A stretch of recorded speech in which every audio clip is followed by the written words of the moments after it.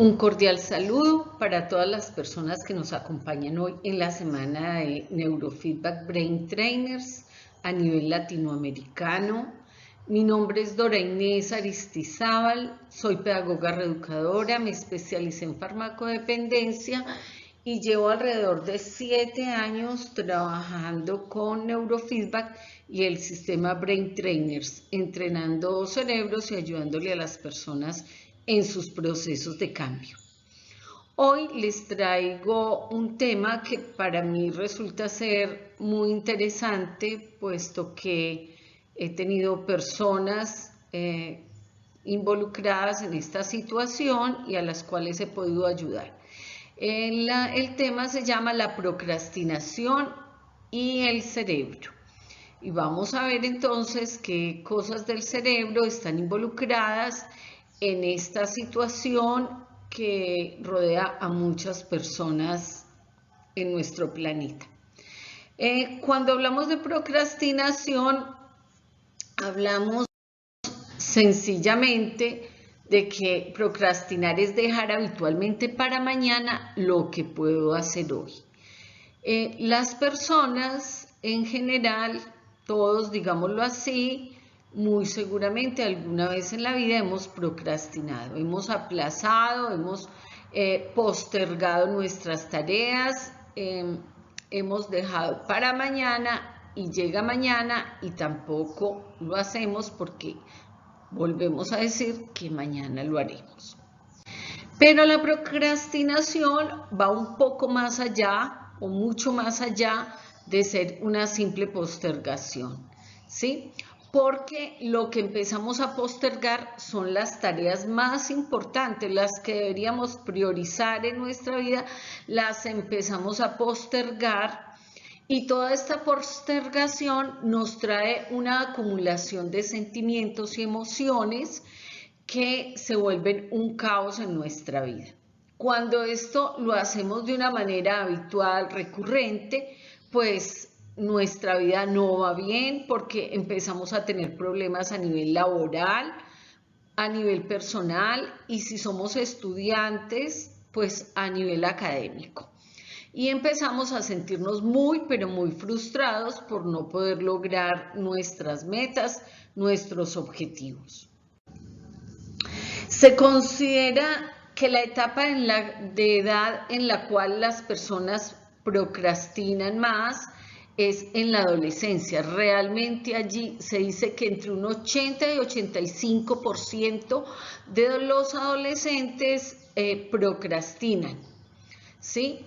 Esto varía ya cuando nos volvemos adultos, más o menos el 20% de las personas siguen o seguimos procrastinando en la edad adulta, pero como les decía, a nivel personal esto se vuelve un problema grave y más aún en el momento en el que estamos después de pandemia se dice que la gente ha procrastinado mucho más y sobre todo los adolescentes, pues esto los ha llevado a un fracaso académico, los ha llevado a perder autoestima, a sentirse que no son capaces de cumplir sus metas, de cumplir sus propósitos académicos y hace que realmente la vida se vuelva un caos.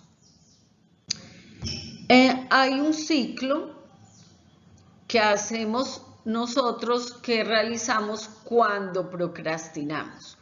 Muy seguramente tenemos planeado hacer una tarea que hemos priorizado, que es importante y que debemos realizarla. Organizamos todo, nos sentamos cómodamente para hacer la tarea o vamos al sitio que debemos hacer la tarea.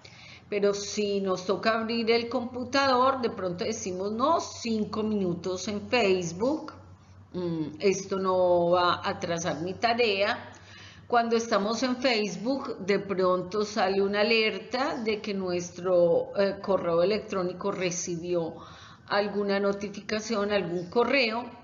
Entonces decidimos también y pensamos, priorizamos el correo, decimos de pronto hay que contestarlo urgente, nos vamos al correo y ya ha pasado un buen rato. En esas podemos recibir una llamada telefónica, contestamos la llamada, ya hemos pasado tiempo sentados, entonces decidimos que nos vamos a tomar un cafecito y que de pronto vamos a conversar con alguna persona que esté por allí cerca.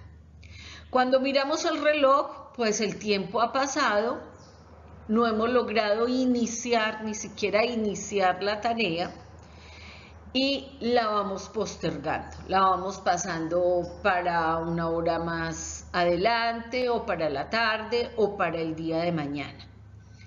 Y esto es lo que realmente, este ciclo es lo que hace que nuestra vida se vuelva como en un caos. Se dice que se preguntan los científicos si es que las tecnologías de hoy han hecho que procrastinemos más. Pero en realidad lo que se piensa es que no es tanto la tecnología o los otros medios, sino que las personas hemos perdido esa parte de autocontrol, de poder decir vamos a hacer esta tarea y trabajar sobre ella. Bueno, ¿y por qué sucede esto? Pues sucede por muchos motivos. Aquí tenemos varios tipos de procrastinadores. Entre ellos tenemos uno que se llaman los generadores de crisis. Estos generadores de crisis piensan que trabajan mejor bajo presión. Entonces, todo lo dejan para última hora. Aquí vemos, por ejemplo, la figurita de la persona sentada sobre el reloj, ya trabajando contra reloj. Y son personas, pueden ser personas exitosas, pero siempre trabajan al último minuto. Dejan pasar el tiempo y hacen sus cosas ya cuando se van a cumplir los tiempos para las metas. El perfeccionista, como podemos ver acá, son las personas que minuciosamente empiezan la tarea, la pueden empezar, pero nunca la encuentran terminada, porque siempre hay un detalle que mejorarles, siempre hay una situación que no encuentran perfecta como la quieren. Son personas que además se exigen demasiado y se estresan ya demasiado porque la tarea no queda como ellos quisieran y nunca la ven terminada. Vienen ahora los soñadores. Estos soñadores son excelentes planificadores, excelentes creadores de nuevos proyectos en el papel, los hacen muy bien, pero como son soñadores, no logran poner y llevar a la práctica esos proyectos. O cuando los empiezan, siempre su mente sigue divagando, soñando en otras nuevas cosas, y llevar a la práctica, terminar su tarea es complejo.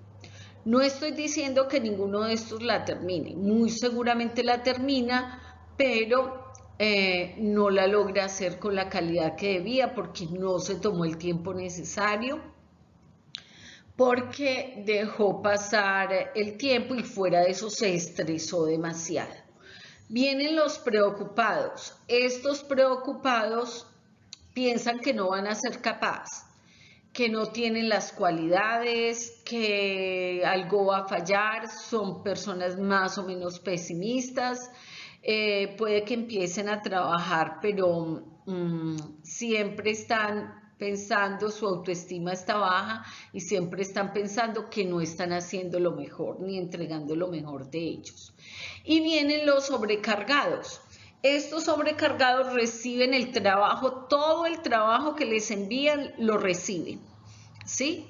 Porque luego tienen una excelente justificación y es que como tienen tanto trabajo, se les hizo muy difícil terminar ciertas labores y van posponiendo las entregas de los trabajos. Hay una frase por ahí que dice: el miedo a hacer una tarea consume más tiempo y energía que la propia tarea. Entonces, ¿por qué procrastinamos? ¿Qué se dice del cerebro?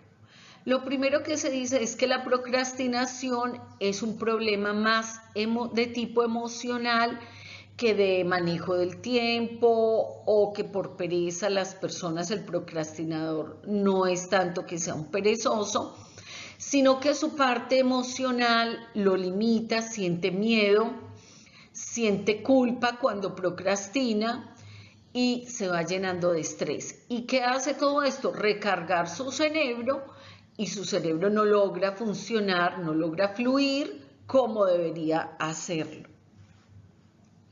Vamos a ver, por ejemplo, dice que procrastinamos, o los procrastinadores, al hacerle imágenes, se nota que su amígdala es más grande que la de las personas que no procrastinan. La amígdala es una parte de nuestro cerebro límbico y la amígdala nos da la posibilidad de sentir las emociones, ¿sí?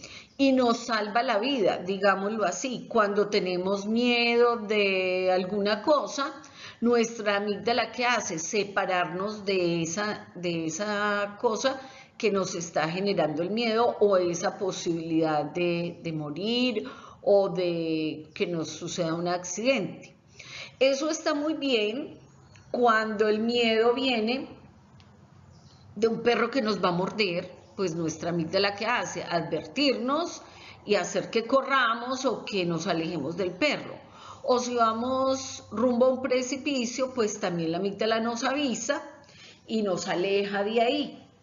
Pero cuando nuestros miedos subconscientes son el miedo a hacer algo mal, el miedo a no cumplir con la tarea, pues esto no nos sirve realmente para cumplir con nuestras metas. Entonces, la amígdala, cuando detecta un miedo, te coloca en una tarea y detecta un miedo, la amígdala, ¿qué hace? Separarte de eso que te causa miedo. Y lo que es peor, buscar cosas que te agraden más, que te causen más estímulo, que te generen más alegría. Entonces por eso te vas a ver el Facebook, te distraes con las llamadas celulares o te vas a conversar con alguien o a tomarte un café, porque son personas que generan un condicionamiento positivo y que tú pues generalmente las prefieres a tenerte que sentar a hacer la tarea. Pero digámoslo que esto todo es un problema a nivel subconsciente. No es que tú te estés diciendo, no, estoy muerta de miedo por la tarea. No, de una manera subconsciente, tu cerebro está detectando ese miedo. Y la amígdala te está alejando, está tomando el timón y te está alejando de esa cosa que te genera una amenaza. Entonces, como conclusión, las personas procrastinadoras en los exámenes salen con que su amígdala es más grande que la de las otras personas que no procrastinan, y fuera de eso, la amígdala toma el control del cerebro. ¿Cuál es la otra situación que pasa en el cerebro cuando procrastinamos? Hay una zona que la podemos ver aquí en amarillo, se llama el cingulado, la corteza cingulada, queda sobre el sistema límbico, ¿sí? Y esta corteza cingulada, su tarea en los humanos es generar muchas conexiones con el sistema límbico y luego conectar el sistema límbico con el cingulado y el cingulado con la corteza prefrontal, ¿no es cierto? Que es donde se generan todas las funciones ejecutivas. Entonces, cuando una persona procrastina, cuando es ya una procrastinadora habitual, ¿qué sucede en su cerebro? No se generan estas conexiones entre la corteza cingulada y el sistema límbico, y entre la corteza cingulada y la corteza prefrontal o el lóbulo frontal, ¿sí? Como efecto, entonces, la amígdala sigue tomando el control, funciones como la atención, la memoria se ven disminuidas y la persona pues le queda más complejo realizar las tareas.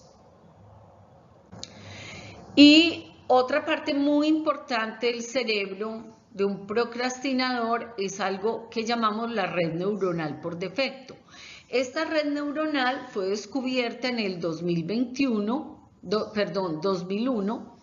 y lo que sucedió con esta red neuronal es que se detectó cuando las personas no estaban haciendo nada, o sea, estaban en reposo. Y se encontró que en ese momento muchas partes del cerebro se conectan, ¿sí? Forman una red.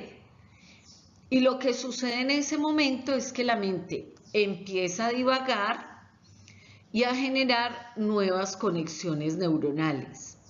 También esta red se activa cuando nos atascamos en una tarea. Cuando estamos muy concentrados, el cerebro está usando la red de concentración, la red ejecutiva. Cuando no está usando la red ejecutiva, está usando la red neuronal por defecto, o sea, la divagación. ¿Esto por qué es importante? Porque si esta red no se activa o se activa demasiado, pues si no se activa, la persona no va a poder descansar, su cerebro no va a poder descansar, ¿sí? Va a seguir concentrado y no va a lograr encontrar los caminos necesarios para solucionar sus tareas. Entonces se dice que el aprendizaje es más eficaz si dejamos que nuestra mente divague durante periodos de concentración, lo que da a nuestro conocimiento la oportunidad de engancharse a nuestros mapas existentes del mundo. Cuando divagamos en la medida justa, pues somos más creativos, encontramos nuevas respuestas y nuestro cerebro logra hacer esos pequeños descansos que requiere para cargarse de nuevo de energía. Bueno, aquí quería contarles sobre un caso que tuve de una persona procrastinadora. Esta persona vive en Europa, es un colombiano. Esta persona exitosa totalmente, pero un generador de crisis. Siempre esperaba a último minuto para para cumplir con sus metas. Lo estuvimos entrenando, ¿por qué? Porque él ya había hecho coaching, había hecho muchas cosas, pero como el procrastinador no logra iniciar la tarea, y más si es algo nuevo, le cuesta trabajo, entonces el neurofeedback le ayudó muchísimo. ¿A qué le ayudó? Primero, a mejorar sus estados emocionales de miedo y de culpa. Trabajamos sus temporales, mejoramos mucho la motivación estimulando el lóbulo frontal izquierdo, mejoramos el control emocional, ¿sí? Trabajando el cingulado anterior y posterior y generando nuevas conexiones con el lóbulo frontal. Y mejoramos mucho la red neuronal, proporcionándole así el descanso a las tareas cuando ya se ponía en tarea de concentrarse. Entonces esto le ayudó muchísimo a esta persona a superar sus procesos de procrastinación. Y como les digo, es una persona exitosa, es un manager a nivel alto en una empresa multinacional en Francia, pero sufría mucho, sus estados de estrés eran bien altos por no poder hacer sus tareas a tiempo, digámoslo así, sus proyectos. Hay otras cosas que podemos hacer, sí. Está, por ejemplo, practicar el mindfulness. Se dice que la meditación y todas estas técnicas de trabajar la atención plena disminuyen el tamaño de la amígdala. También dividir la tarea en pasos claros y manejables. Hay una técnica muy especial que se llama la técnica Pomodoro y que puede ayudar a las personas a mejorar su procrastinación. Otra cosa es no castigarse. La culpa es un sentimiento que nos bloquea totalmente y no permite que realmente podamos arrancar. Apoyarse en las buenas costumbres con las que ya cuentas, ¿sí? si eres madrugador, si eres constante, apoyarse en esto. Tenemos otro que es conectarse con tu yo futuro, pensar que esa tarea que estás haciendo pues te va a traer a largo plazo mucha satisfacción. Y esto nos va a ayudar también a superar la procrastinación. Bueno, muchas gracias. Estoy atenta por si alguna pregunta se les ocurre, si necesitan algo.